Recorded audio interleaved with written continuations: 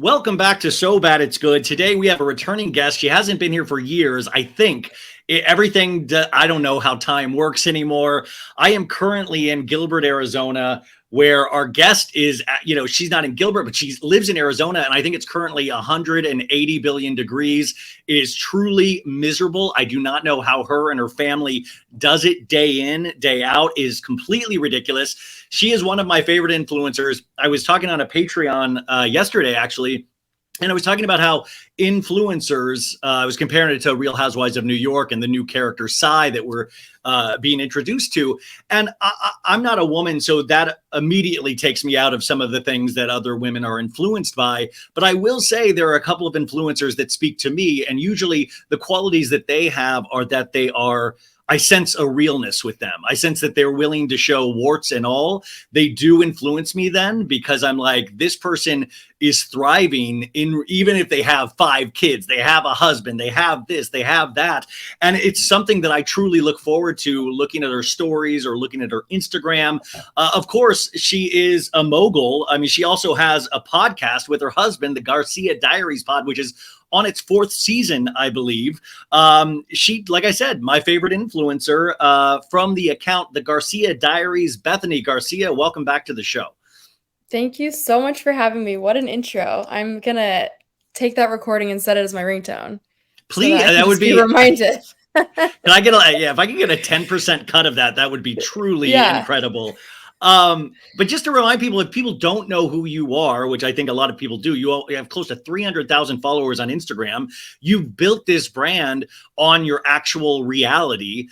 You do have 5 kids. I was watching you school drop-offs today, because how did the school drop-offs go today? Today was good. It's been an actual mess. My 4th child, she turns 5 tomorrow. And she started kindergarten, and she is a true Leo, and she literally is the reason I drink. And today, for the first day, she just waved by without crying and screaming and throwing herself on the floor. So today was good. Now, does that still affect you? I mean, having 5 kids, when you see somebody crying, screaming, throwing a fit, saying, I do not want to go to school, does your heart get hardened as you have more kids? Of like, just get used to it. You'll adjust. Honestly, no, because the first few were easy and just like, bye, mom. And like, I feel like it's gotten harder as we've gone through the roundup of kids, but she's definitely like, it breaks my heart, and it feels unnatural to like leave your kid when they want mommy. Like, it's a sad thing. But at the same time, I'm like, you have to go to school. So yeah.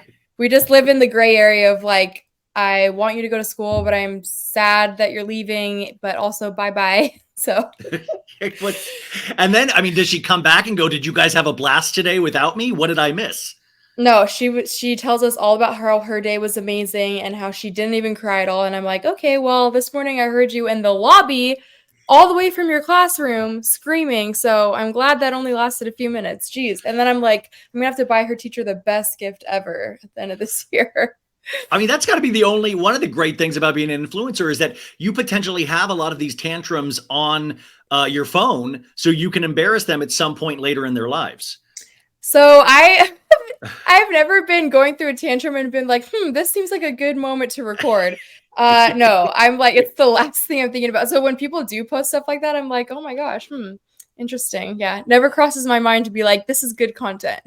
I was thinking about you truly are my favorite Bethanie. Bethanie Frankel is my least favorite Bethanie, but you are my favorite, because I think Bethanie Frankel, I mean, she's been protective of her daughter, Brynn, but I think eventually, she'll regret she's somebody that could potentially want to put her daughter having a tantrum because it's content. So, I mean, are the kids in having these really emotional moments that are very personal to you?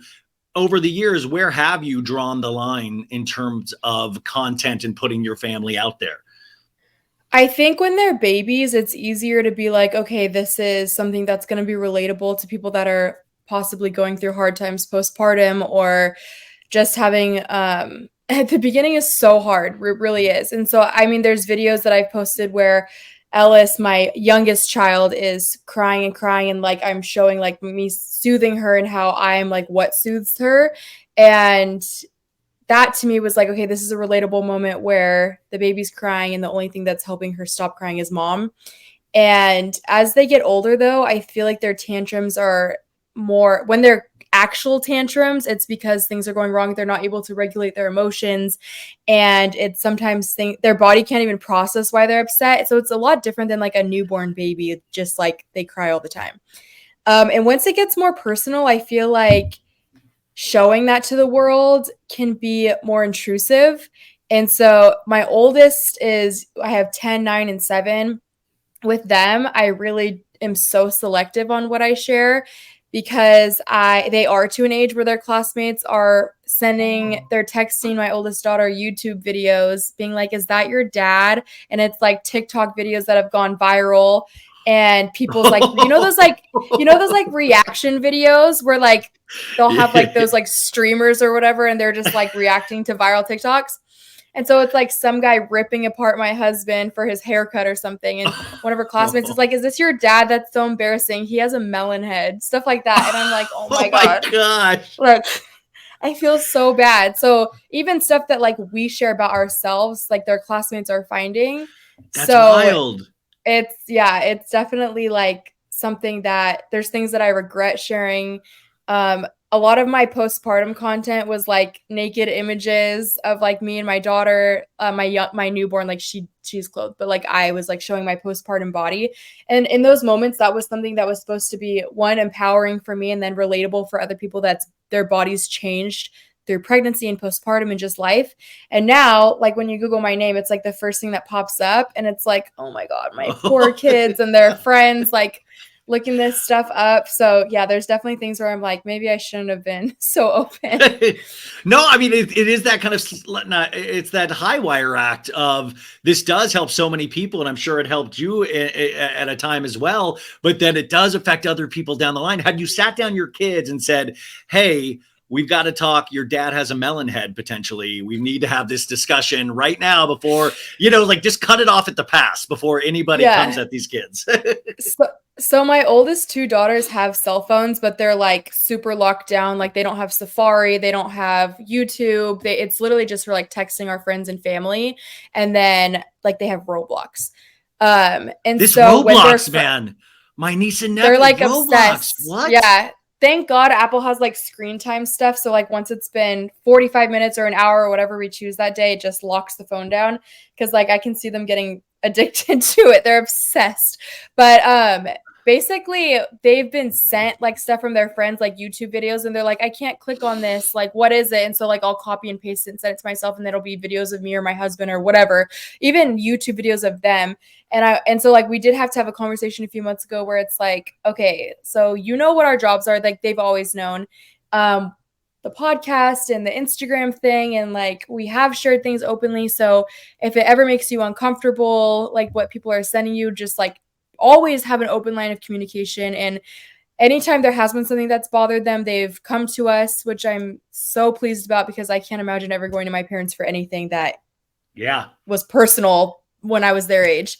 And just like always, even if I'm shooting content or something, if they're not comfortable with something, there's a lot of times where my oldest kids aren't even in my content because they're just like not into it at all. Yeah. So it just ebbs and flows, honestly. I was thinking about you and your husband and just this journey that you've been on, where you couldn't have predicted 10 years, 20 years. You couldn't have predicted any of this. And then how do you even look towards the future? I mean, even for myself, I'm like, okay, I don't know where this goes. Where do I want it to go? Like, how often are you sitting down there, not strategizing, that's not the right word, but really thinking, where do we go from here? Like where, and is your husband, how is he a part of these conversations? Yeah.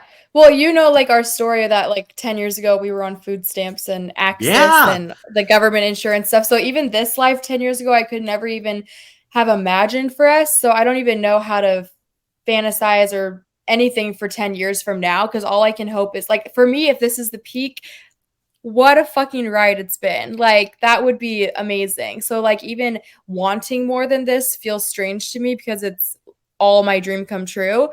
But as far as, strategizing for our future, it's more so just financial planning and knowing that like, okay, if if Instagram went away tomorrow, like where would we be sitting financially? So like the past 2 years have been about us investing and making sure that our kids are paid weekly and they have incredible savings accounts already. Anytime they're in content, they get more added to that paycheck. So that's just about us setting our kids up for success. And as far as it goes for my husband and I hope that our podcast keeps getting more and more successful. And one day it'd be awesome if our podcast was just our sole financial, income. Because right now it's mostly Instagram, and that I don't love. So, it's just that. And then it's a lot of just being, hold on, I'm trying to think of what I want to say. You can cut this out. Yeah, no. Okay, so I think just the biggest thing is setting ourselves up for success for, in the sad case that we can't do this as our jobs anymore. I don't want us to be just like left with all these bills. And, my husband can always go back to being a cable man because he left that job and I made him quit. But yeah, like if this is the peak, that's good for me. And we've hopefully set ourselves up for success. As far as like what's next for me, I mean, we have like partnerships booked out through the end of next year. So it makes me feel like, okay, like I'm good and we have things going on, but I would love to, like do some sort of, I've done clothing lines here and there, but like my own brand would be amazing. It's just more so I don't want to do anything I'm not passionate about, because I've gotten into situations in the past where I'm stuck with projects that I am not fully into. And I don't want to do that again, because it sucks for everyone involved when you're not fully invested.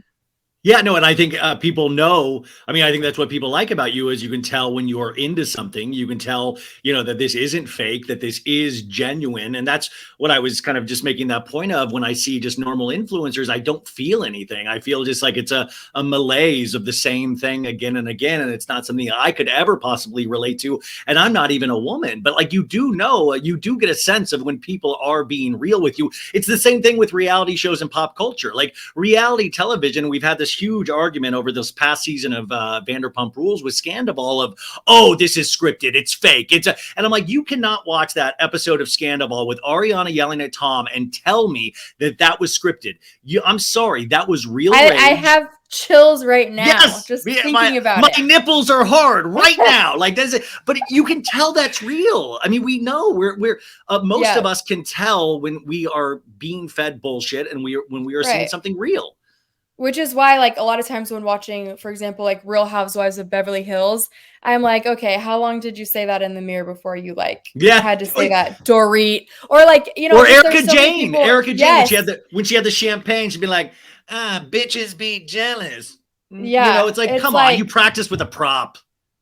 1000%. So yeah, I think that's one of the reasons I'm so drawn to Vanderpump Rules, is because from the beginning, I don't think there's ever been a reality show like that before where it's truly so raw and real. With the Housewives, it's hard because it's like, these people are strangers going into it. And with Vanderpump Rules, it's so fucking real. I remember like the first time I watched season 1 and I'm like, these people are crazy. Like Jax is in there like, I didn't cheat. And then in this confessional, he's like, yeah, I did. Like, it's just so insane, which is what makes it so addicting to watch. And then we grow up with that. And I will say Vanderpump Rules especially has that unique perspective that no other reality show can claim, I think, at this point, is that they fell into the doldrums of reality shows where it was kind of fake, kind of phony. It's like time to make the donuts. They all knew what they were showing up for. And that's why this season was so refreshing, because it accidentally became so real. Like Tom did not want that. Tom, if he had his way, we would not have known about any of this until way later. And that's the thing that I find fascinating. And I wonder for Bravo, and I don't know if you think about this, if they're now having to almost, this meta way, trick their casts into being real, even though it's a reality show. Yeah, I've thought about that, and the authenticity with a lot of the shows always feels a little bit off.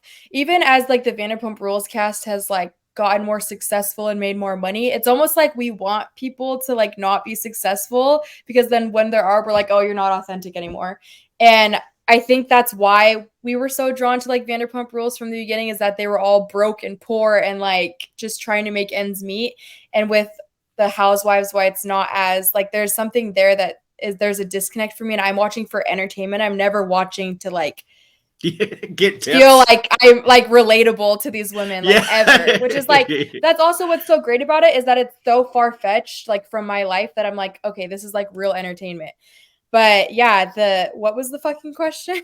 No, there was no question. We were just, I mean, it's just an open discussion about how, like, well, Yeah. we bandy around the word authenticity a lot lately, and Yeah. authentic. And I do wonder, for the younger set of people, do they even know what authenticity is? Because Yeah. they've been raised on Housewives. They've been raised on Instagram posts. You know, like, I do wonder if we lose our way, and like, actual authenticity is so murky because a lot of people might not even know what that is anymore. Yeah. And the other thing too is when I'm watching reality TV, I know it's reality, but it's like, do I even want authenticity from these people? Yes. Like, there's certain people where it's Yes. like, just fight with people and entertain me. And then there's other casts where I'm like, okay, like, I can connect with these. Like, for example, Potomac, I always feel a sense of like, I like, okay, that has to be one of the most authentic Housewives shows, right? But there is moments where I'm like, okay, that is relatable, because their reactions to things or the way that they handle things, and I'm like, okay, yep, that's what I would have done too. Whereas, I don't know, Beverly Hills, I can't quit it ever, but it's like, is this authentic, or are you guys like, sometimes I feel like behind the scenes they're like, okay, today we're gonna have a fight, but we're good, okay, but we're gonna have a Yeah. fight today Yeah. on camera. And it's like, okay, well, like, at least fight real. Like, good God. I like to imagine. I mean, I watch so many of these shows and have talked about it so much that now I watch it from this different angle of picturing, like you just said, of like, oh my God, I bet some of these people that have been there multiple seasons, like Kyle's like, don't worry, watch me for the changes, Sutton. I got you. We're going to have a little tussle. It's going to be great. We'll have shit. Like, that's how I picture these things going down. And to me, that makes me enjoy it in this different way that they don't intend it. I feel the same way about the Kardashians as well. Yeah. I mean, Kardashians this season, you've been watching it, right? Yes. I'm loving Kardashians, and I think Hulu was like the best thing ever to happen to the Kardashians, because to me, I know, again, not authentic, not relatable whatsoever. I'm watching for like entertainment, and also like behind the scenes almost, because we see everything play out in real life. So it's like almost like we get a BTS of what's actually happening. But for seasons after seasons after seasons of the Kardashians, it's like, this is the most scripted nonsense bullshit show ever. And I'm still watching, of course, but it's just every plot line of every episode is like the most ridiculous thing that's just dumb. And sometimes I'm like, okay, I'm losing brain cells watching this, and they look bored filming it. So that's why I'm like loving this new era of it, because it seems like they want to be there. And it's things that we've never seen before. And I love them talking to the camera, because it's like, how are they famous from a reality show? So it's so dumb to like pretend like they aren't filming a reality show. Yeah. So that whole aspect of it, I absolutely love. And then, I mean, I love to hate them and I hate to love them. And that's I it, just exactly. love it. I love it all. I don't get into arguments, but I have a lot of discussions with people that like don't cover that show. They're disgusting. And I'm like, two things can be true at once. I can dislike them, but I can also be fascinated with how, I mean, they are something so unique that a family like that will not come ever again, because we saw them from selling tummy tea to now being billionaires and the face of so many, I mean, creating brands that will last far beyond them. Like Kim, being a part of Skims was one of the most lucky things that could have ever, like, investing in that company, because no matter what you want to say about Kim Kardashian, and we've said everything, you can't take that company away from her. And that to me is the scary part. Like you said, when she stares at the camera and she talks to us now, I get like scared. I'm like, oh shit. I get chills. I'm like, she's talking to me. I'm like, oh, Chloe knows I made the memes. Chloe knows. Yes. I'm like, did she just scold me right now? Yeah. No, it's interesting too, because you have all of these like, and they are influencers that, like you said, started from the bottom. Now we're here. And now they have these companies where it's like, oh my gosh, do I want to support like these billionaires? But the products are so good too on top of it. Like, I own almost everything that Skims sells, because it really is that it's a good product. Yeah, it really is. And then like my mother-in-law, like she loves Good American, loves it because they have her size in store. And it's like all of these things that you don't think, I don't know. They're just so good at the branding and the products of it too that I can't hate them at the end of the day because it's really just so good. The only thing that I actually don't love is Kylie Cosmetics. I've bought the products and it's just the same as everything else to me, to where Good American and Skims, they feel so much better than the other things that are on the market with the same products.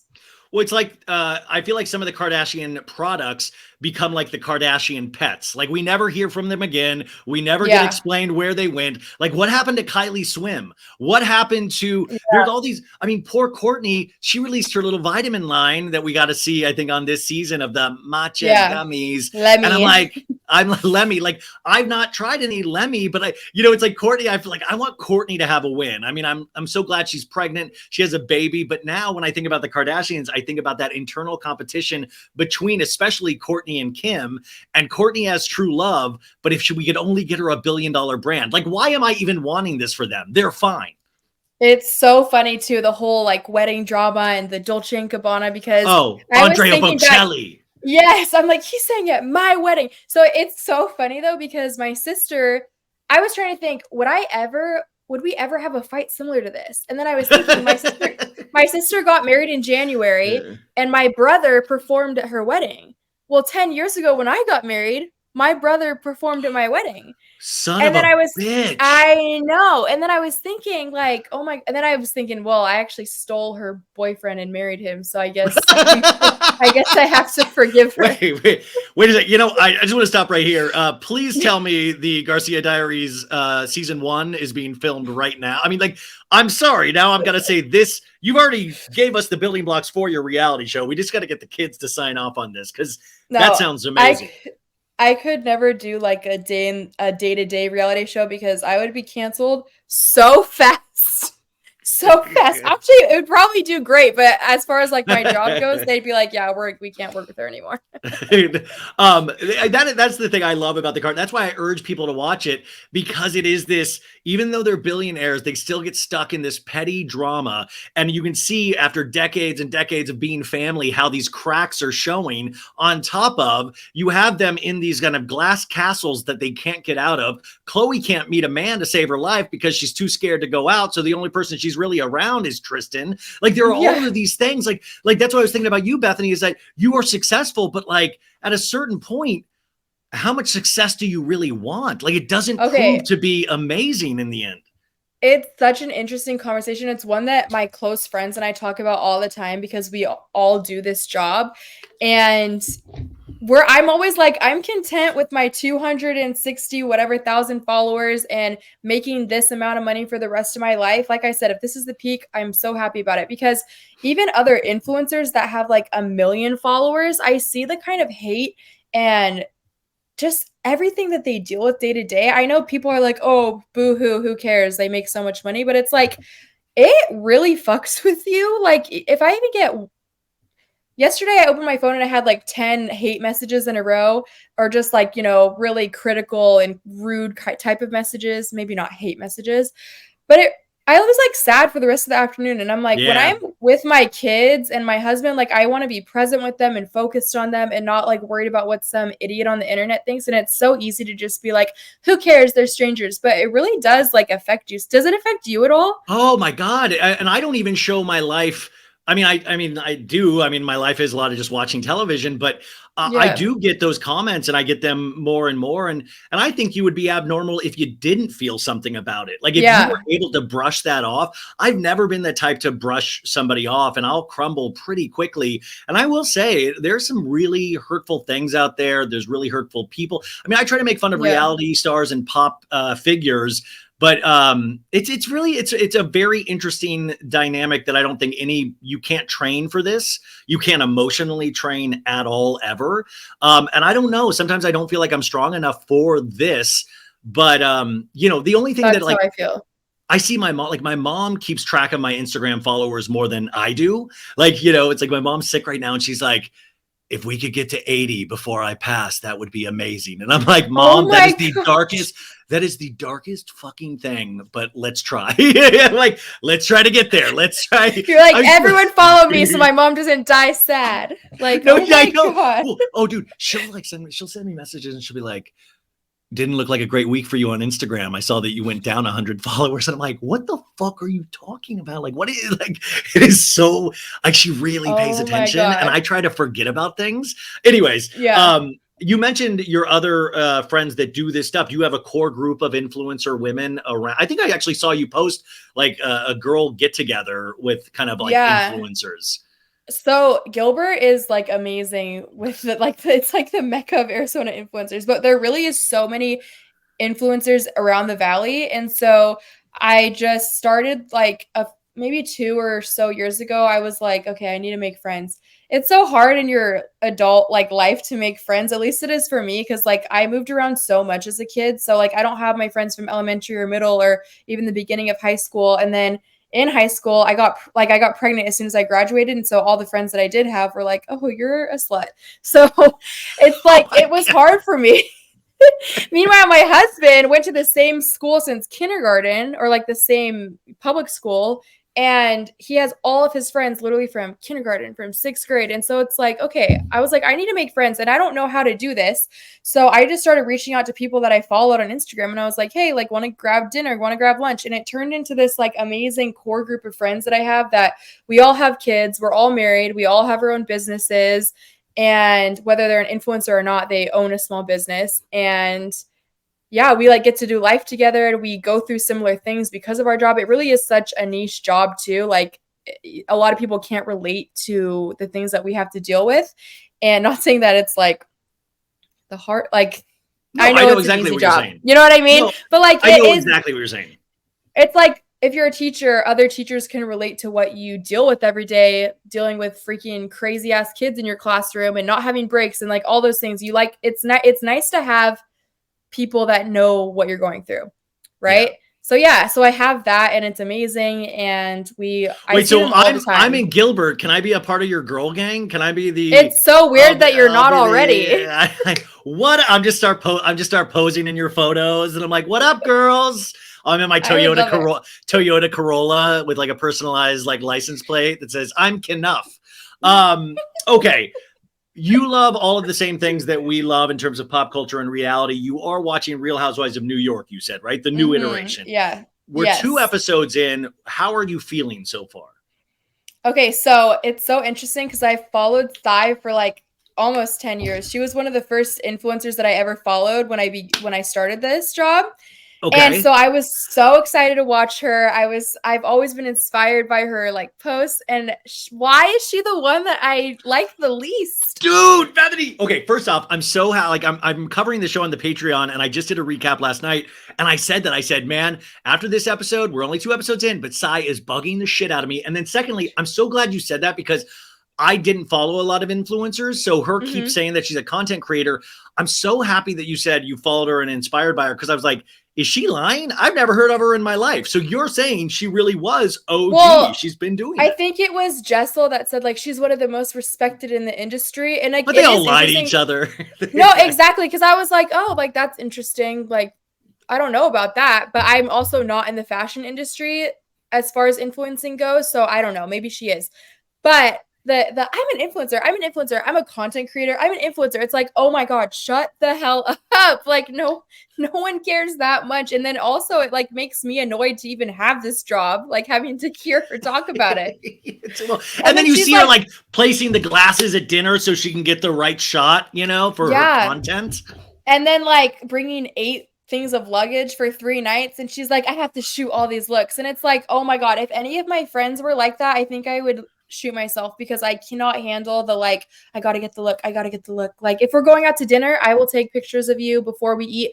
But once we sit down for dinner, it's about being with your friends. It's like, it's just, there's a disconnect for, I think, a lot of influencers where it becomes your whole life. And I just can't do that, because well, first of all, it's insufferable. And then number 2, it's like, how are you living a happy life when you're like, who wants to even live any life where your life revolves around your job 24/7? It's nauseating.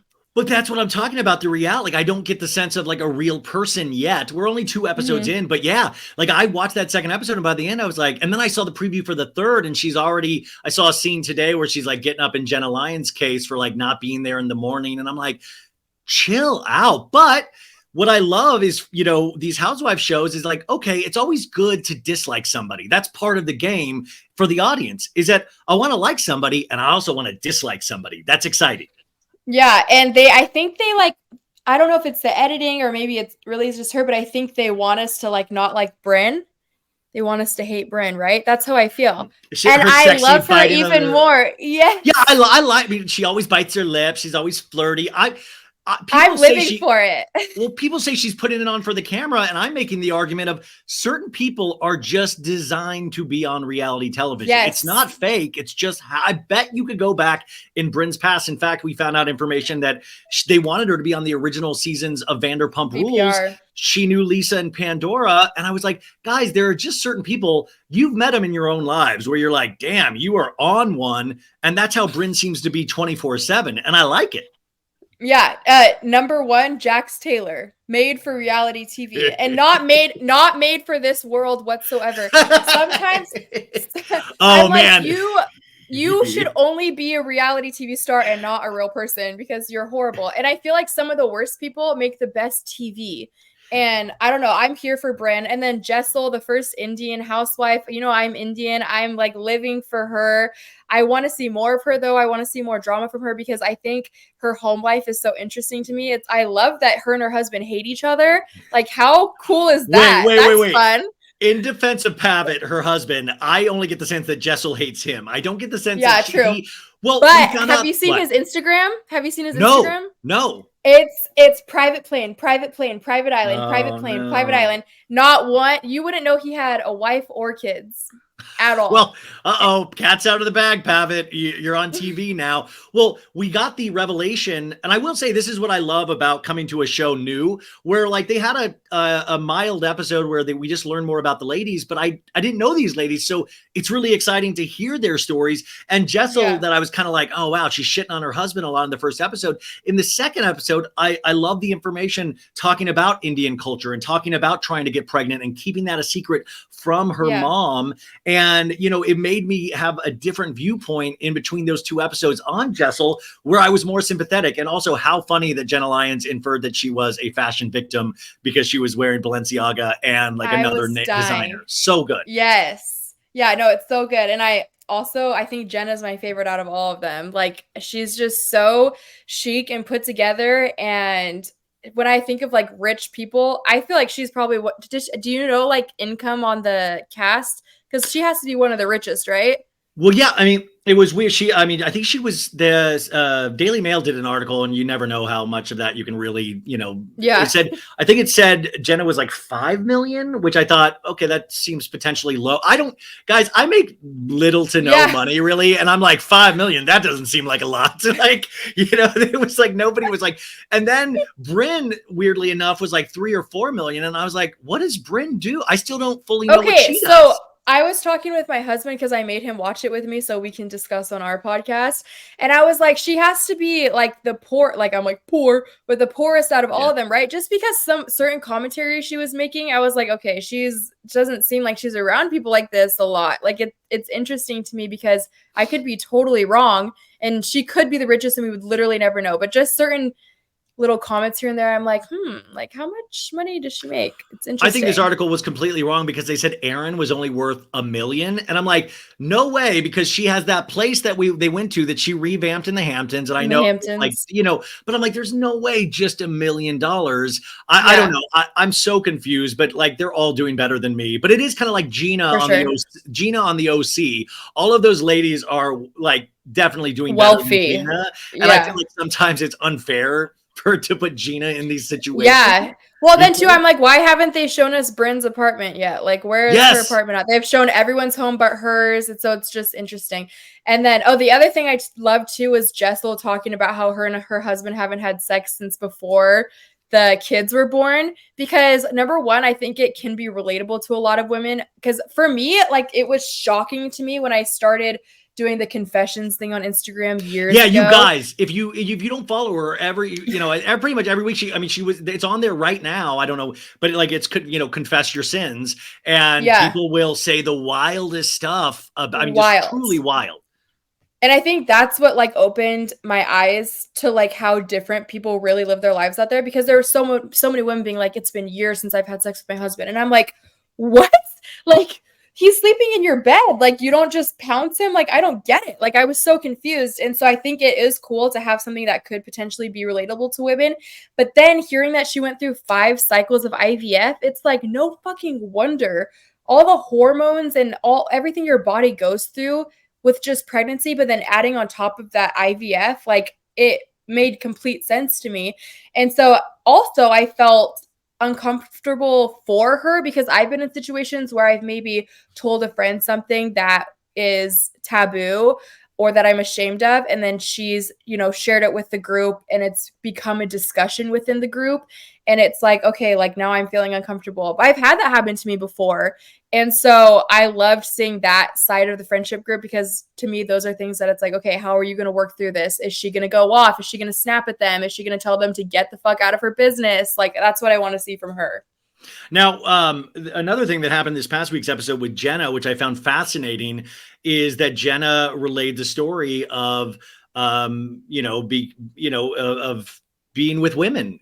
She turned 40. She had a conversation with one of her close friends. She got all hot and bothered by it. She kept thinking about it. And she made this transition later in life that she said it just felt all of a sudden right.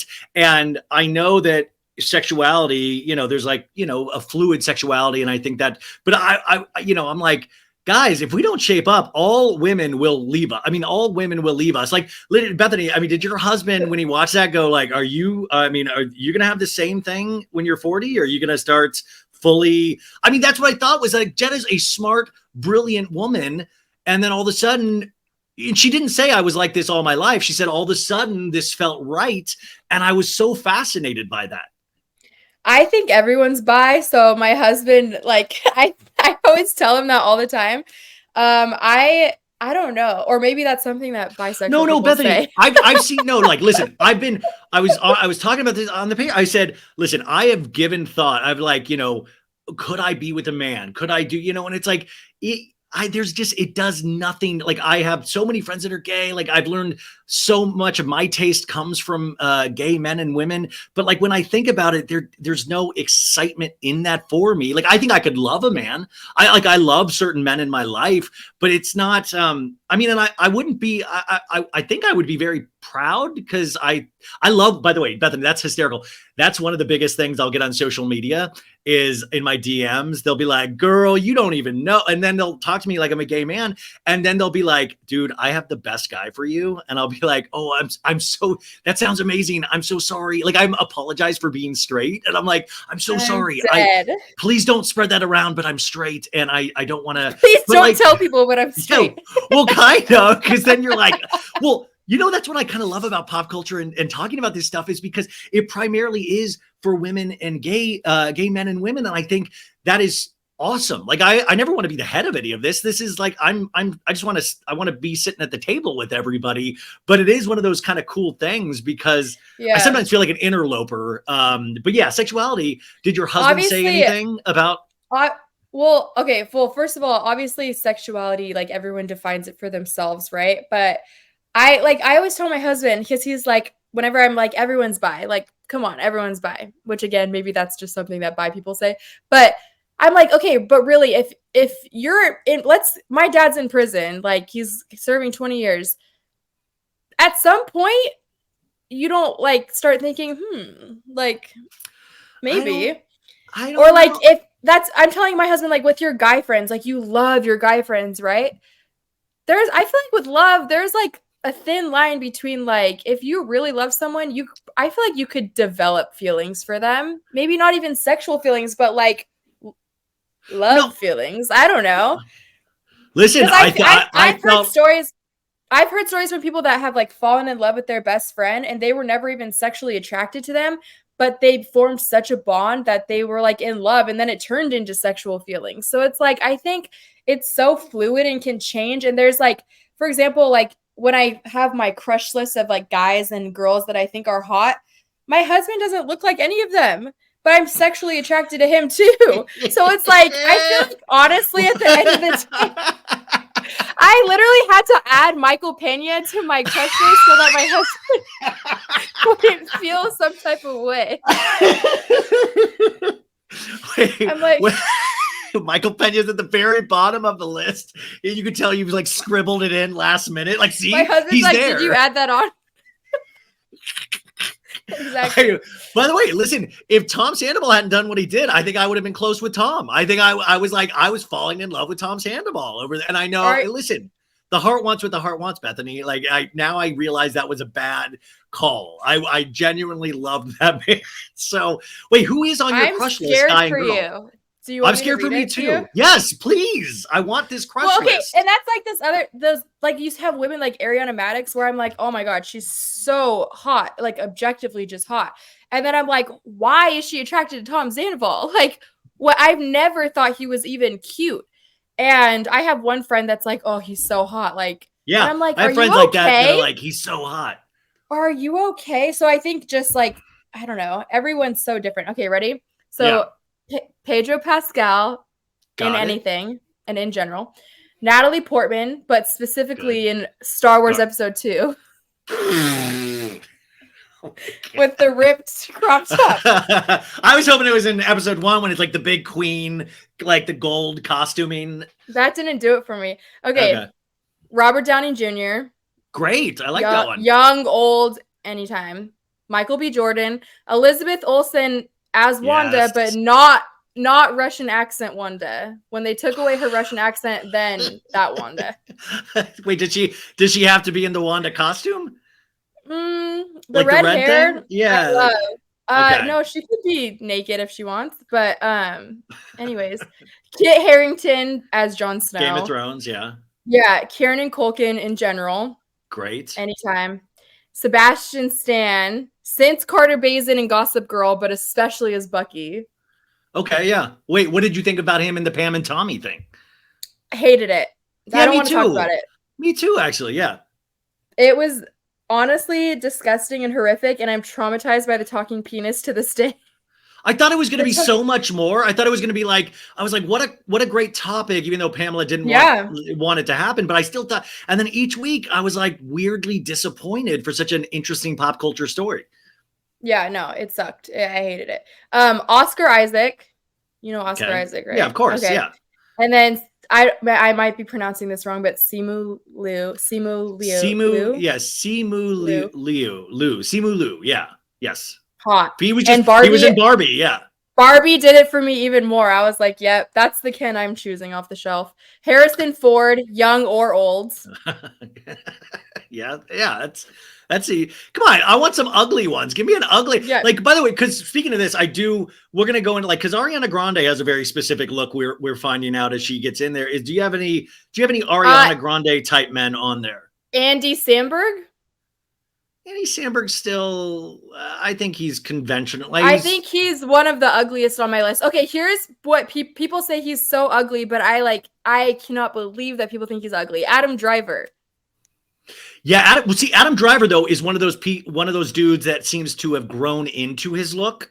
Like each year, I think he gets more handsome. But when you see those earlier photos, even in the first season of Girls, it's like, damn. Like, but also, it doesn't seem like plastic surgery. It seems like he literally he just grew into his face. Yeah. Also, like, okay, for example, I think that Jeremy Allen White is the bear. If he was just a regular person, people would probably think he's ugly. But I think he's so hot because he's so talented, you know? Well, and also he has 6-pack abs. We got all those paparazzi shots of him working out in Los Angeles, which, but like objectively, not the cutest face ever, but like he's on the crush list. Like it's a mixture of Gene Wilder and Dustin Hoffman in one person. Yes, which I think they're both. Those guys are. I mean, right? No, you're right. But by the way, I think their talent made them both very attractive to women and men over the years. Well, it's Gene the Wilder same reason, and Dustin Hoffman.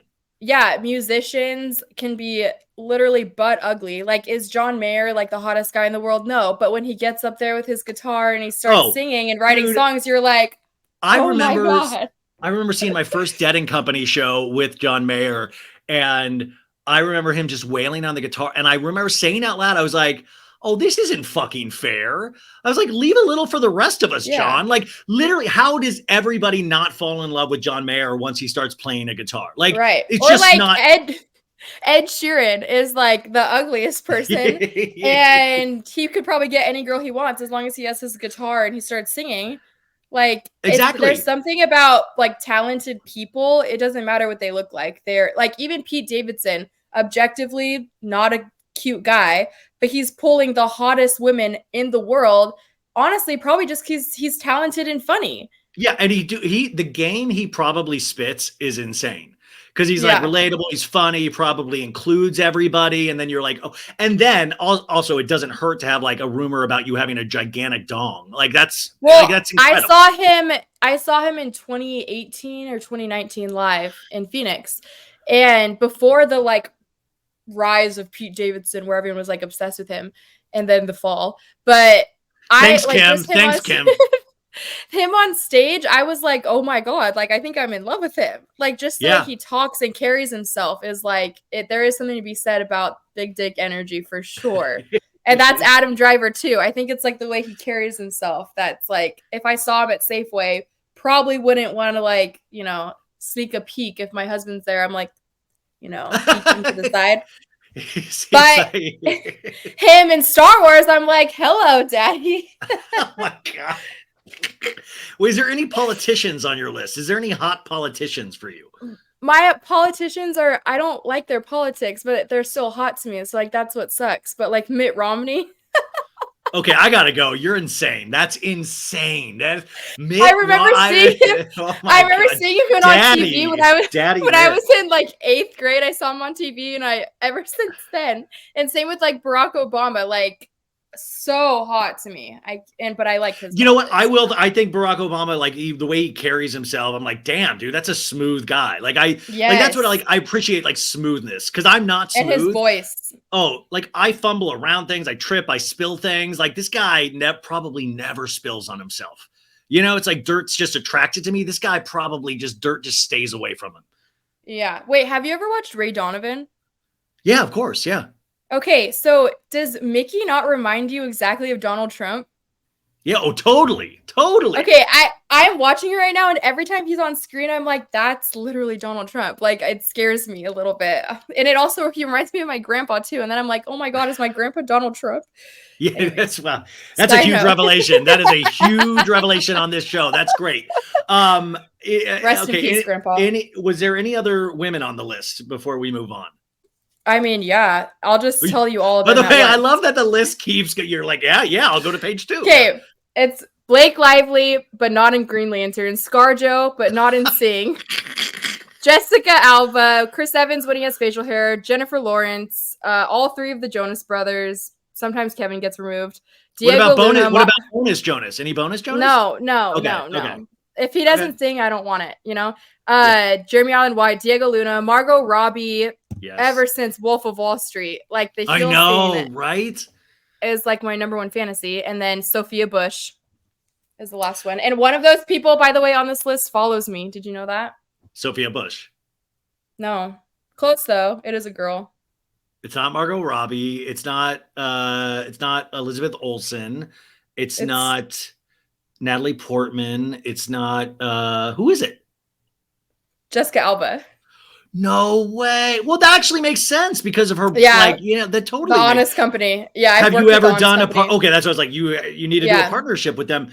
I love. You know what I love about your list too is the specificity. It's like not in Sing. That's what I love, because I love that the possibility that you do get one of these people, but it's in the period or project that you don't want them in. Like you get Chris Evans, but it's a beardless. He's clean shaven. Yeah, you're like, oh, goodbye. I guess I'll be like, with you. No, I would say no, thank you. Now, have you made your husband Sebastian? Have you made your husband make a list? Yeah, he has a list, and they're all girls with like BBLs and like old. They all speak Spanish, and I'm like, They're all either black or Mexican. I'm like, cool. That's awesome. That's truly amazing. I brought up Ariana Grande just a second ago because we're getting more information about this whole I guess, speaking of Scandival, Ariana Grande is potentially or is involved with her castmate for the new movie Wicked. And it Yeah, she's is, fucking SpongeBob. yeah, well, I mean, and he was in the SpongeBob SquarePants musical playing SpongeBob. His name is Ethan Slater. But the thing is, he was married to his wife, Lily J, and they just had a child. And now this is happening. And I hate to comment on looks because I'm not the most secure person in my looks, but he's so interesting looking that it almost, but it's even if you put that aside, it is so dark that now reports are coming out that Ariana Grande would hang out with him and his wife. It's awful. It honestly is so fucked up, but the baby thing adds like a whole nother layer for me. I cannot imagine being a postpartum mom. Their baby's not even a year old yet. And your husband's off filming a movie every day, or he's on Broadway or whatever the fuck he's doing. Can you imagine your husband comes home and he's like, I'm cheating on you with Ariana Grande? I would be like, okay, you. Oh, I'll do you one better. I bet he went home. I bet he went over and said, I'm in love with Ariana Grande. I bet he said, I fell in love with Ariana. That would even be darker. I can't even fathom. And the fact that now there's reports today that he came home and told her just days before the news broke to the entire world. I mean, thank God she didn't find out from like TMZ, but still so dark and like horrible. Well, that's what I wrote. The other thing too that's like so fucked up is like I love women. I'm all for the girls all day long, every day.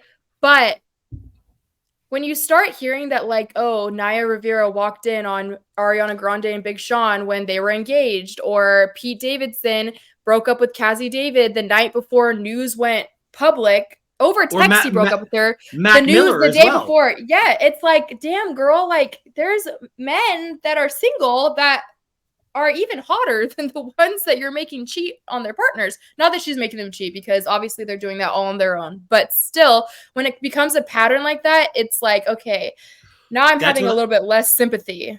Well, that's what I said.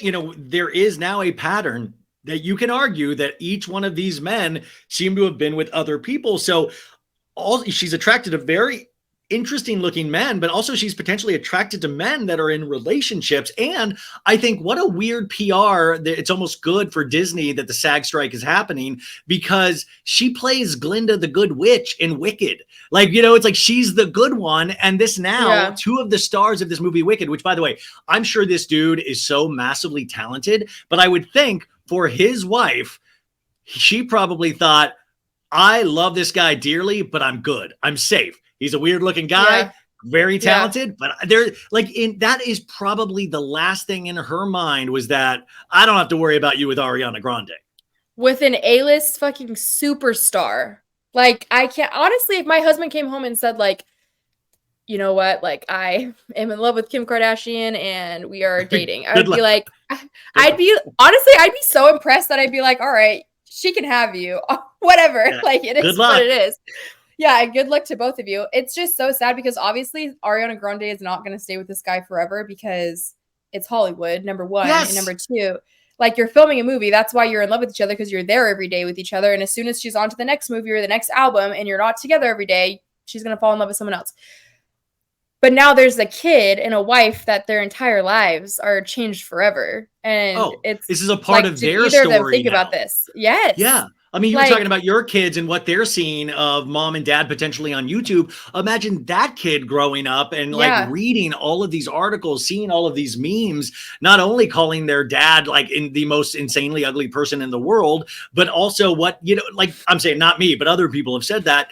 And he's like, I don't think that. I think, listen, I was a musical theater kid. Like, this gives all of us musical theater dorks hope. Like, you're telling us that Ariana Grande is potentially on the table, but now that the SAG strike, they were filming it. Now they're done. They have to stop filming. And now I just wonder what it's like for these two lovebirds to wake up in bed. And men are so stupid. Like, men are so stupid. Like, he didn't sit there and think look, no offense. I'm sure she is amazing and charming and all of the things a star should be, but he's got to look at also the pattern and go, wait a sec, none of these other guys have survived.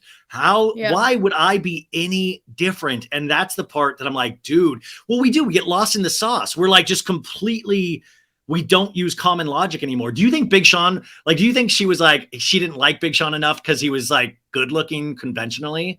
She was like, this She's is like, not I'm my too type. attracted to you. No, she's like, I'm not attracted to good looking people. I just like the rapping and singing. She really does have an interesting type in men that I don't understand at all. And the other thing too is like, she's not only insanely gorgeous. I think she's gorgeous. Like, I've been watching her since, she's a year or two older than me.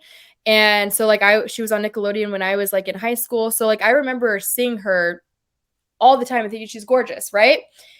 She's so talented on top of that, a triple threat. Like she could be like Zendaya level if she gets there truly with being a movie star. But stuff like this is going to get in her way. Like the Don't Worry Darling stuff that happened behind the scenes, it almost ruins the movie when it comes out. Between Harry and Florence and the director, all the drama. It's like the behind the scenes drama really does like ruin the escape of the movie for people, and because it did for me. And so it's like I was so excited to see Wicked, and it's like, is all this drama going to ruin the movie? And then by the time it starts filming again, are these people even going to be together? Like, it's going to be so awkward. I can guarantee you they will not be together. I'm telling you, this is what like these big, I mean, and it's what in a very different way, but Ezra Miller and The Flash, they did so many insane things that I was like, did Warner Brothers not do due diligence on who they're hiring to make a $200 million investment on? And then they have to like scramble because it's not like the 40s and 50s anymore where you just had like a handful of tabloid papers that people would buy. Pop culture is moving every day at the speed of light.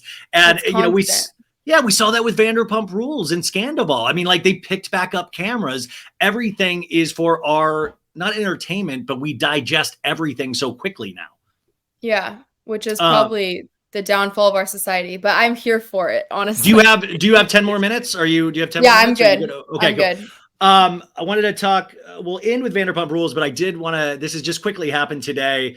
And maybe this has to do with Ariana's boyfriend. They say that aliens are definitely amongst us. They had alien hearings, a congressional hearing today where we had somebody on the record saying we are in possession of alien bodies, alien technology.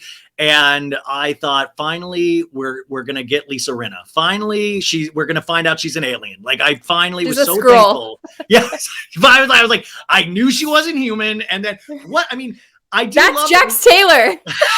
Dude, poor aliens are like the aliens are like, beep, do not call us Jax Taylor, please. No, I'm not even joking. Before I walked in here to do this podcast, my husband was like, Beth, like they admitted it. Like it's out there now. And he was telling me that some of the comments were like, oh my God, it's the end of the world. And I'm like, you fucking idiots. They've been here longer than us. Like we are new. You think that this is what the funny thing is. Like, I've always kind of believed in I don't believe we're alone. I don't believe, but not in like a weird conspiratorial way. I'm just like, yeah, the universe is insanely huge. But also, if they didn't want us here, we wouldn't be here. Like, we would, like, everybody needs to understand. It's like, but also my thing is, okay, yeah, aliens exist. So, like, how does that change anything about my life? I do not do anything differently today than I do any other day. Like, it's like, okay, cool. Well, I hope they're nice. And the fact that, like, in our solar system, like, I don't even know anything about science or the world or Earth, or not the world and Earth. I know a little bit about the world and Earth. We do know the Earth is flat. We all can agree on that, right? The Earth is flat. We do know that. That is one thing that you can't argue. Exactly. But I'm like, if there's aliens like thousands of light years away, don't really care. It doesn't really affect. I mean, I care in the sense of like, I want to see the bodies right now. Like, I want to know what these aliens look like, because to us, they probably look so strange, and we probably look so strange to them as well.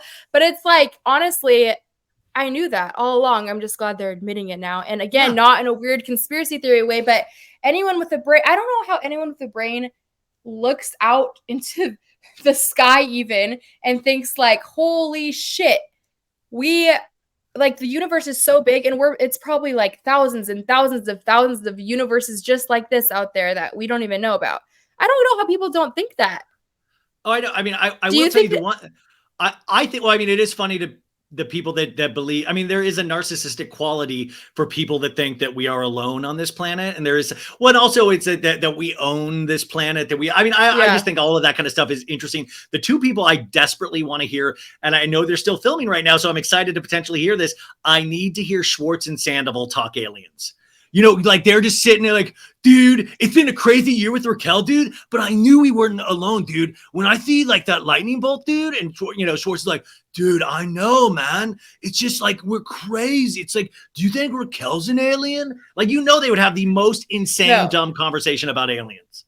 They're like, dude, we should do mushrooms tonight and we can about how the aliens look. Dude, wish they would just do a full episode of the whole cast on mushrooms because that would Oh, give me life. Oh, they said that in the Just a second full episode one. of Aroni at Aaron's place. Aaron goes, people say my house is a good place to trip at. And I was like, I know it's only 2 episodes in, but if I could get an hour-long Roni episode of all the girls tripping on mushrooms, and you would have the one girl that had never done it before, it'd be Jessel, and she's like, I don't want to, what's happening? Like, it would be so hysterical and I think we're eventually getting there because they're actually showing people smoke weed on these shows now. I was gonna say, like, I wish every cast would, like, at cast dinners just take an edible before, because the best Housewives dinner content we get is like Mauricio and PK being on edibles. They're the funniest people.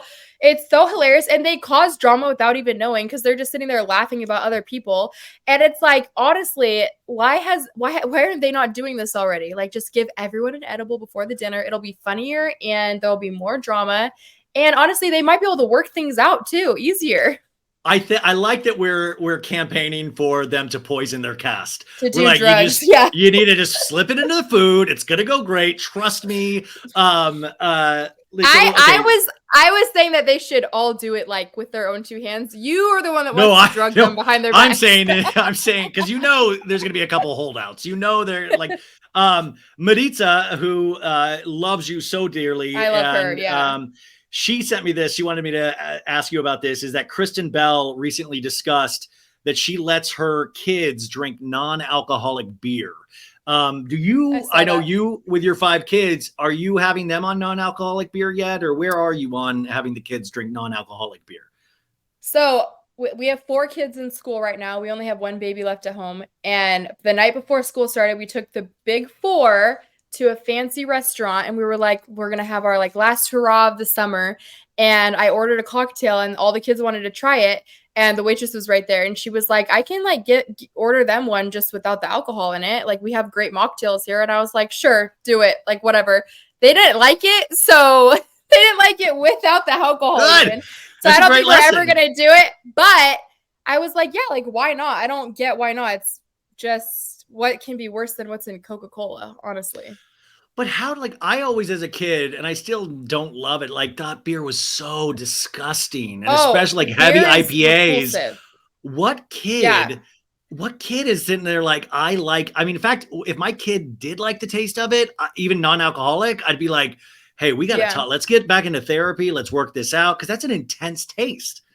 Yeah, I think I have like beer trauma. Just, it like smells like my dad to me. So I don't even, me and my husband have never had a beer. We don't drink beer. So yeah, if my kid wanted a non-alcoholic beer. I love cider. Like, it's like a little juicy, little, okay. We honestly just started drinking in 2020. The pandemic did it to us. And then having 5 kids in an apartment did it to us. After I gave birth to Ellis in the middle of the pandemic, I was like, all right, we're going to start drinking now. But we both come from a long line of alcoholics. So we just never like fucked with it. Yeah, it's smart. We're doing pretty good. We're not alcoholics yet. We kind of just dabble. So something for the future, something for the future. We'll keep track of this. That's excellent. And then finally, Vanderpump Rules is filming season 11. You probably see a lot of this on Instagram. We're seeing every scene pretty much, like every scene. And in fact, I saw footage from See You Next Tuesday with DJ James Kennedy. He's out there hanging out with Tom Sandoval on camera now. And Schwartz had that nutcase Joe, that girl that was living with him. She was filming finally, and she was like bopping around. First off, do you care about spoilers? And second off, what do you think if these people just, like, they're doing mediation to get Sheena and Tom together?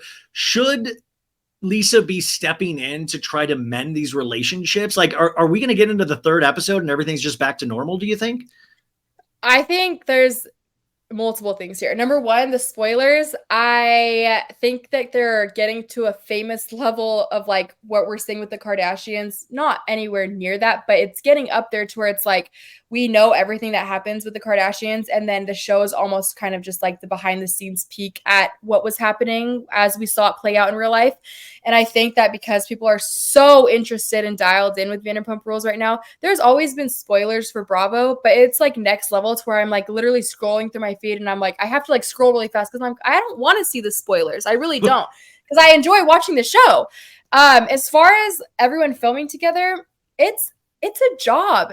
Honestly, at the end of the day, like I'm not one of the Bravo fans that's like, nobody better film with Tom Sandoval. Like at the end of the day, Oh, I want them to film with him, but I don't want them to. like, I don't want them to be friends. I want them to fight. Yeah. I want them to like be like, yeah, whatever, cheater. Yeah. Like I want that shit. I want every episode to be reminded. I don't want to be like, well, that's water under the bridge, because I think that will kind of be whiplash for us, the audience. We also have Tom Sandoval kind of to thank for Scandoval and for being such a piece of shit that it got the entire world dialed in on this reality show that really wasn't at the level of Real Housewives, and now I think it's above that. But I think that it's such a level of narcissism. It's such a level of narcissism to put, like, I think he does think that of like, look at what I created. I'm like, dude, that's not, I mean, I guess like, but. And I hate that he gets to think that, even though it is kind of true, that it's kind of his fault, but it's in the worst way. So it's like, it is your fault, but it's because you're such a piece of shit, dude. But I think that people getting mad at like Sheena for taking a cast photo with Tom Sandoval, like they're all out there. They're all doing their job. Like I want them to film together. I'm hoping that we get Tom Sandoval and Ariana together so that she can lay his ass out again. And I want all my girls on the show to be screaming at Shorts for being buddy with Sandoval and basically condoning everything that he did. Yeah, I feel like they're truly going to continue to get away with everything, which is fine as long as it's entertaining to watch. It would be funny if Sandoval's main storyline was like visiting like an acting coach to like finally be able to like do a good argument with Ariana. You know, like he's like, oh, the pins and batteries, dude. You didn't have pins and batteries, dude. Like I would love for him to make sense in an argument just once. Yeah, I think you're asking for a little bit too much there. But the one girl I'm worried about, which she's a flip-flopper, we already know, but I think Sheena could get sucked back in for sure. Well, because Sheena, no matter what you think of Sheena, she has a good heart, and she truly does. Like every time, like she plays the game, but at the same time, she plays both sides. But at the same time, I think she genuinely does like believe, like sometimes take people at face value and like go, wow, this person was crying in front of me, and I do have all of these memories, and I do think that is sometimes where Sheena comes from, and that can be really hard. And especially with an audience that are passionate about this show as we are right now. So that's what's going to be interesting is like, I just hope we keep this energy on the men and don't like start tearing the women apart and getting them to fight each other. It's so dumb that like Sheena can get torn to shreds to where Ariana and Lala and Brock are posting saying, please stop sending hate to Sheena. Like it's so, the fans are crazy. But where's the energy for Shorts, who never left Sandoval's side? That's what I'm saying. Shorts gets it's like everybody assumes correctly that men are idiots. So we're like, why even bother? They're gonna just continue to do their thing. And I'm like, no, we can put that energy into that, and let's make sure that they don't ever do this shit again. Because I have a feeling Schwartz is going to continue to make the same mistakes that he got off kind of easy in that divorce because of Scandoval, in that like the whole Katie argument. Anyways. Bethany, I could literally, God, would you just be my co-host? This was the quickest hour. I mean, so damn fun. So, I mean, really, I was so tired today and you just gave me so much energy. So thank you. But I'm serious. If you ever want to come on anytime, if you just want to yell about your husband, anything, the Garcia, I'm the spot. So the Garcia Diaries, 4th season, subscribe, you guys. 5 stars, automatically rate it 5 stars. What else can we support you with? You can follow me on Instagram if you don't, which is at the Garcia Diaries. And That's pretty much it right now. I'm trying to like not do the whole TikTok thing so I don't blow my brains out. But yeah. Oh, follow me on Threads. Yeah, I was I'm like, are you loving threading? Threads. Are you threading? I'm loving Threads. Yeah, that's my thing. Uh, I'm like text content all day versus video content. I can't with the video oh gosh, content. I love texting and I love Yeah. anything typing without talking. Yes. I get. And finally, will you adopt me? Could I be the Yeah. sixth No. kid? I sent you the papers, but I never got them back. So I thought that was a I'm no. so in between places right now, so it is very. I'm gonna It got definitely lost in take the a look. mail. Yeah, take a lot. That's on me. That's gonna come back to haunt me. Bethanie Garcia, you are the absolute damn best, and I hope I get to talk to you soon in Gilbert. Like Yeah. we gotta get Maritza. We gotta get all to do a hang sesh. Yeah. Let's go out to dinner. Sounds good.